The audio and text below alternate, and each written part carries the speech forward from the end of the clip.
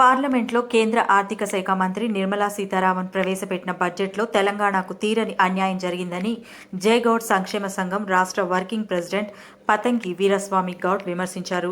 మంగళవారం జిల్లా కేంద్రంలోని ఆయన కార్యాలయంలో విలేకరులతో మాట్లాడుతూ మోడీ ప్రభుత్వం రైతు వ్యతిరేక బడ్జెట్ ప్రవేశపెట్టిందని విమర్శించారు. వ్యవసాయ అనుబంధ రంగాలకు నిధులు కేటాయింపు సరిగ్గా లేదని అన్నారు. తెలంగాణలో 2 కేంద్ర మంత్రులు, 6 బీజేపీ ఎంపీలు ఉన్నప్పటికీ తెలంగాణ రాష్ట్రానికి మాత్రం బడ్జెట్లో మోడీ ప్రభుత్వం అన్యాయం చేస్తుందని, మోడీకి అదానీ, అంబానీ మీద ఉన్న ప్రేమ రాష్ట్రం పైన లేదని మండిపడ్డారు. నిరుద్యోగులకు బడ్జెట్లో అన్యాయం జరుగుతుందని స్పష్టం చేశారు. హృదయపూర్వక నమస్కారాలు తెలియజేస్తున్నాను. ఈరోజు పార్లమెంట్లో కేంద్ర ఆర్థిక శాఖ మంత్రి నిర్మలా సీతారామన్ గారు బడ్జెట్ ప్రవేశపెట్టడం జరిగింది. ఆ బడ్జెట్లో తెలంగాణ